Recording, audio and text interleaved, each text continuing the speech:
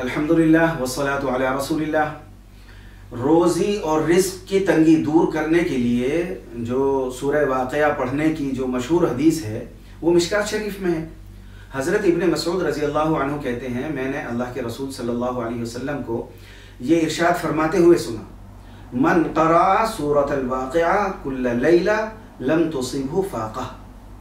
कि जो शख्स हर रात में सूरह वाक़या पढ़ेगा उसे फ़ाक़ा यानी रोज़ी की तंगी कभी भी नहीं होगी। लिहाजा इसको रोज़ी की तंगी दूर करने के लिए और गरीबी से हिफाजत के लिए पढ़ा जाए। और मगरिब के बाद से रात शुरू हो जाती है, सोने से पहले तक कभी भी पढ़ें या सुने।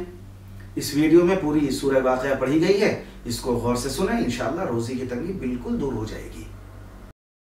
अऊज़ु बिल्लाहि मिनश शैतानिर रजीम। बिस्मिल्लाहिर रहमानिर रहीम। इज़ा वक़अतिल वाक़िअतु लैसा लिवक़अतिहा काज़िबतुन ख़ाफ़िज़तुन राफ़िअतुन इज़ा रुज्जतिल अर्दु रज्जन व बुस्सतिल जिबालु बस्सन फ़कानत हबाअन मुंबस्सा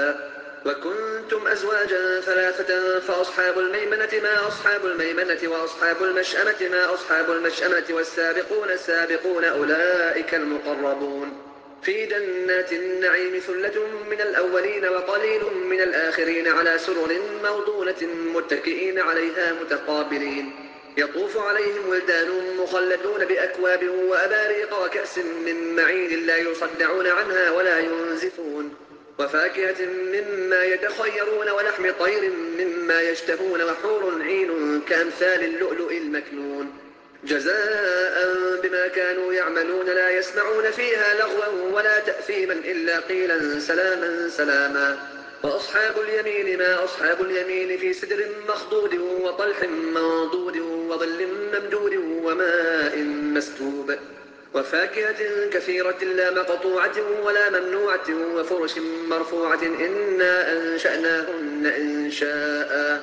فجعلناهن أبكارا عربا أترابا لأصحاب اليمين ثلة من الأولين وثلة من الآخرين وأصحاب الشمال ما أصحاب الشمال في سموم وحميم وظل من يحموم لا بارد ولا كريم إنهم كانوا قبل ذلك مترفين وكانوا يصرون على الحنث العظيم وكانوا يقولون أئذا متنا وكنا ترابا وعظاما أئنا لمبعوثون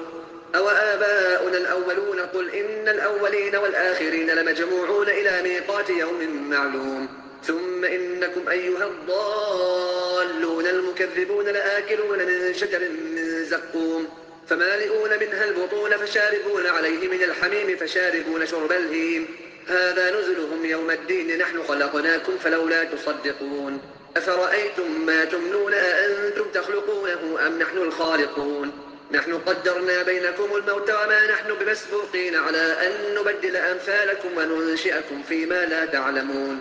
ولقد علمتم النشأة الأولى فلولا تذكرون أفرأيتم ما تحرثون أأنتم تزرعونه أم نحن الزارعون لو نشاء لجعلناه حطاما فظلتم تفكهون إنا لمغرمون بل نحن محرومون أفرأيتم الماء الذي تشربون أأنتم أنزلتموه من المزن أم نحن المنزلون لو نشاء جعلناه أجاجا فلولا تشكرون أفرأيتم النار التي تورون أأنتم أنشأتم شجرتها أم نحن المنشئون نحن جعلناها تذكرة ومتاعا للمقوين فسبح باسم ربك العظيم فلا أقسم بمواقع النجوم وإنه لقسم لو تعلمون عظيم إنه لقرآن كريم في كتاب مكنون لا يمسه إلا المطهرون تنزيل من رب العالمين أفبهذا الحديث أنتم مدهنون وتجعلون رزقكم أنكم تكذبون فلولا إذا بلغت الحلقوم وأنتم حينئذ تنظرون ونحن أقرب إليه منكم ولكن لا تبصرون